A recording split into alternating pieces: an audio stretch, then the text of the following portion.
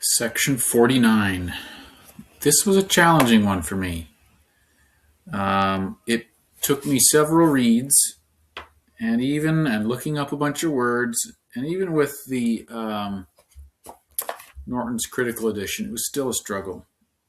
I'll tell you what I take from it, and you can let me know what you think it means. First, some definitions. Dappled. Where did he say dappled? Line 4. Dappled means spotted or speckled.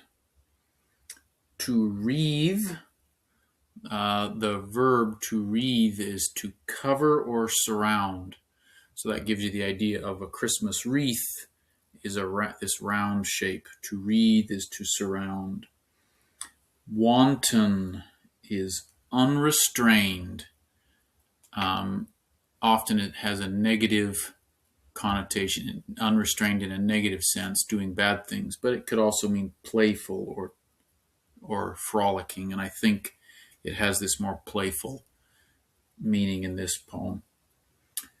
And then an eddy is a pattern of circular motion in the water, where the water actually goes counter current temporarily. If you have watched a stream or a river, along the edges you see little circular patterns where the water actually goes upstream briefly and then continues down.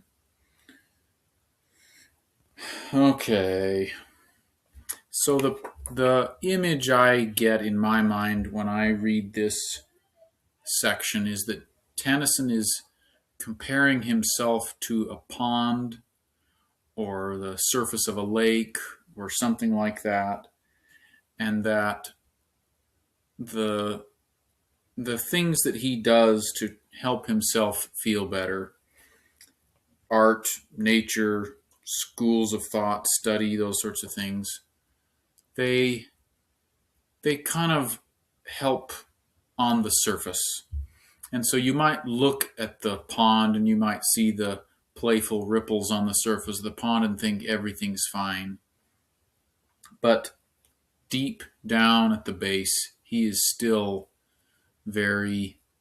he's drowning in tears. Blindly drown the bases of my life in tears. So he can acknowledge, I think what he's acknowledging here is that on the surface, he does seem to be doing better. His friends and family think, oh, he's finally coming out of this. But he says, deep down, he's not better. He is still hurting. Section 49.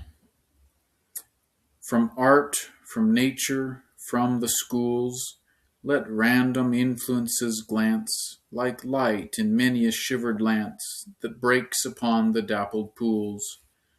The lightest wave of thought shall lisp, the fancy's tenderest eddy wreathe, the slightest air of song shall breathe, to make the sullen surface crisp. And look thy way, and go thy way, but blame not thou the winds that make the seeming wanton ripple break, the tender penciled shadow play. Beneath all fancied hopes and fears, ay me, the sorrow deepens down, whose muffled motions blindly drown the bases of my life in tears.